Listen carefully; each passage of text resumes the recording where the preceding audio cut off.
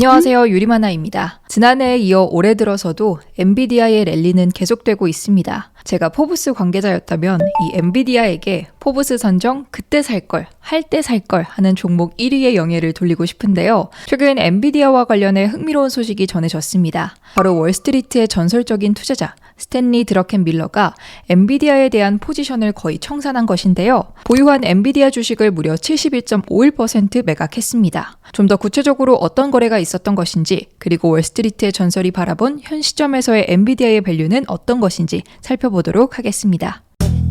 우선 드러켄밀러의 거래 내역에 대해 살펴보기 이전에 그가 어떤 투자자인지부터 간략히 짚고 넘어가 볼까 합니다. 그래야만 이 드러켄밀러의 투자 행동이 어떤 의미를 지니는지 더 잘 파악할 수 있을 테니 말이죠.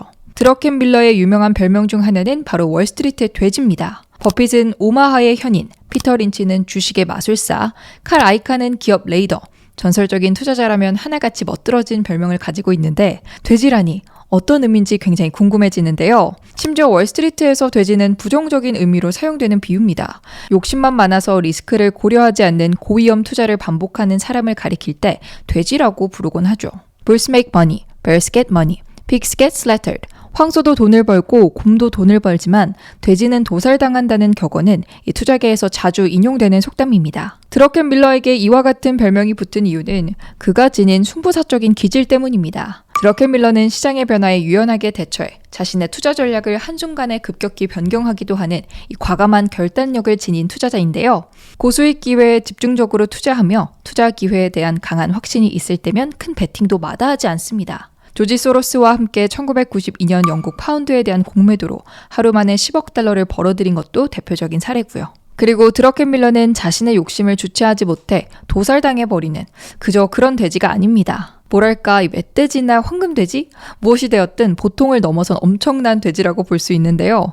왜냐하면 1980년대부터 2000년대 초까지 무려 30년이라는 시간 동안 연평균 30.4%의 수익률을 올리며 단 한 번도 연간 기준 손해를 본 적이 없습니다. 분기를 기준으로 따져도 마이너스 수익률을 기록한 것은 5번밖에 안 되고요. 즉 드러켄밀러는 과감하고 결단력 있는 투자자이면서도 동시에 뛰어난 분석력이 뒷받침된 투자자라는 것이죠. 그러니 전설이 된 것이기도 하고요. 이런 드러켄밀러가 보유한 엔비디아 지분을 거의 다 처분했다고 하니 시장에 이목이 집중되는 것도 어떻게 보면 당연합니다. 드러켄밀러는 도대체 어떤 생각으로 엔비디아를 매각한 것일까요?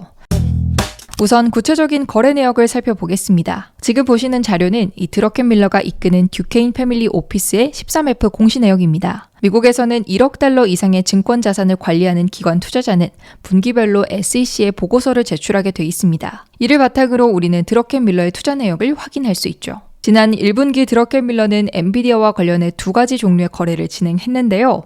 하나는 보유한 지분을 매도한 것이고요. 다른 하나는 지니고 있던 콜옵션이 변동된 것입니다. 하나씩 살펴보겠습니다. 앞서 언급드린 것처럼 드러켄밀러는 보유한 엔비디아 지분의 71.51%를 매각했습니다. 주식수로 따지면 44만 주가량을 판매한 것이죠. 지난 분기 그의 포트폴리오에서 9.12% 비중을 차지했던 엔비디아는 3.62% 비중으로 축소됐습니다. 드러켄밀러는 2016년부터 엔비디아 투자를 통해 여러 차례 수익을 남긴 바 있습니다. 그리고 지난 1분기에 그가 판매한 엔비디아 주식은 2022년 4분기에서 2023년 2분기에 걸쳐 매수했던 분량이죠. 드러켄밀러는 엔비디아 랠리가 시작한 시점부터 이 주식을 꾸준히 분할 매수해왔는데요. 2023년 3분기부터 보유 지분을 차츰 줄이기 시작하더니 지난 1분기에는 대거 포지션을 청산한 것입니다. 빨간색 박스로 표시된 부분을 보시면 마치 데칼코마니처럼 계단식으로 매수, 이후 계단식 매도가 나타나는 것을 확인하실 수 있는데요. 매수 시점을 바탕으로 추정한 드러켄밀러의 엔비디아 평단가는 약 184달러입니다. 1분기 말일 기준 엔비디아 주가가 903.56달러였음을 고려하면 드러켄밀러가 어마어마한 시세 차익을 남겼으리란 점은 어렵지 않게 짐작할 수 있는데요. 다음으로는 드러켄밀러가 보유하고 있던 콜옵션의 변동을 살펴보겠습니다. 2023년 4분기 드러켄밀러는 포트폴리오의 7.23% 비중에 달하는 수준으로 엔비디아 콜옵션을 매수한 바 있습니다. 주식수로 따지면 약 49만 주에 달하는 콜옵션을 구매했죠. 잠시 콜옵션이 무엇인지에 대해서 간략히 설명하고 넘어가자면요.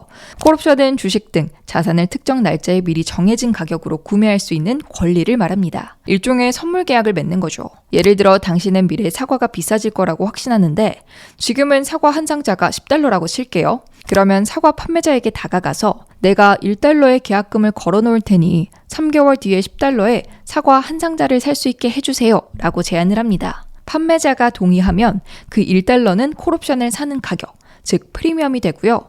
3개월 후에 사과 한 상자를 $10에 살 수 있는 권리를 여러분이 갖게 되는 거죠. 3개월이 지나고 사과 가격이 $15로 올랐다고 치겠습니다. $10의 사과를 살 수 있으니 $5의 차익을 남길 수 있잖아요. 하지만 만약 사과 가격이 $10 이하로 떨어졌다면 굳이 $10의 사과를 살 필요가 없겠죠. 이 경우 여러분은 콜옵션을 사용하지 않고 그냥 $1 프리미엄만 잃게 됩니다. 콜옵션을 행사할 경우 크게 두 가지 방법이 존재합니다. 하나는 해당하는 자산을 실제로 인수하는 경우가 있는데요.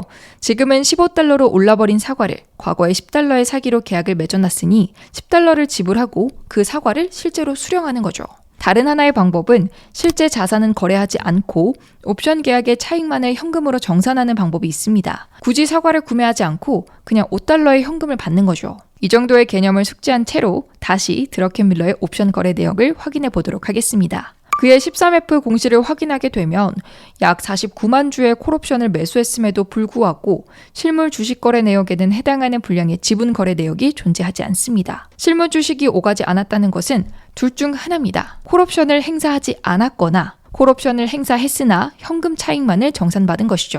그리고 드러켄밀러가 콜옵션을 매수한 시점과 이후 엔비디아의 주가 흐름이 어땠는지를 고려하면 상당히 높은 확률로 후자의 경우였을 것으로 생각이 됩니다. 즉 드러켄밀러는 보유했던 실물 주식 약 44만 주, 그리고 콜옵션으로 매수한 약 49만 주의 엔비디아 주식에 대한 차익을 1분기에 남긴 것입니다. 굉장히 어마어마한 액수라고 볼 수 있을 것 같은데요. 그렇다면 이제 남은 질문은 왜입니다. 드러켄밀러는 왜 엔비디아에 대한 포지션을 청산한 것일까요? 보유한 지분도 다 팔고 콜옵션을 행사하면서도 이를 실물 주식으로 인수하지 않고 현금만 챙긴 모습을 보면 드러켄밀러가 엔비디아 약세를 전망하고 있기라도 한 걸까요? 드러켄밀러는 5월 7일 CNBC와의 인터뷰를 통해서 엔비디아 매도에 대한 입장을 직접 밝혔습니다. 단기적으로는 AI 랠리가 과열된 것 같다는 견해를 전했고요. 처음 엔비디아를 매수한 지 한 달이 지나고 챗GPT가 출시되었고 저처럼 늙은 사람에게도 이것이 무엇이 의미하는지는 명백했다며 당시 투자 결정에 대해 말했는데요. $150 수준이던 주식이 순식간에 $900 수준으로 치솟자 약간의 휴식이 필요하다고 생각했다고 설명을 덧붙였습니다. 엔비디아라는 기업의 가치가 시장에서도 충분히 인정이 되었고 자신들은 이미 엄청난 랠리를 지나왔다고 말했죠. 그러면서도 드러켄밀러는 여전히 AI에 대해 장기적으로는 강세를 전망하고 있다고 밝혔습니다. 단기적으로는 과열됐지만 장기적으로는 오히려 과소평가된 상태라고 말하기도 했죠. 드러켄밀러는 99년도에 인터넷에 대한 전망을 내놓으며 지금과 같은 수준의 성장을 예측한 사람은 아무도 없었다며 당시에는 아이폰도 없었고 우버도 없었고 페이스북 등도 마찬가지다 라고 설명을 했는데요. AI에서도 똑같은 일이 있을 것이라 생각하지는 않지만 이와 충분히 닮을 수 있다 이렇게 본다고 견해를 밝혔습니다. 앞으로 4년에서 5년 정도 이후를 가장 큰 보상이 돌아오는 시기로 전망하기도 했고요. 한편 엔비디아는 현지 시간으로 5월 22일 장 마감 이후 회계연도 2025년 1분기 실적을 발표할 예정입니다. 많은 투자자들이 주목하고 있는 실적 발표니만큼 어떤 결과가 나올지 지켜봐야 할 것 같고요. 이렇게 지금까지 드러켄밀러가 뭘 팔았는지 살펴봤는데요. 다음 영상에서는 이번 영상에 이어서 이제는 무엇을 샀는지 본격적으로 살펴보도록 하겠습니다. 머니네버슬립 뉴스레터와 네이버 프리미엄 콘텐츠 지금 바로 구독해보세요.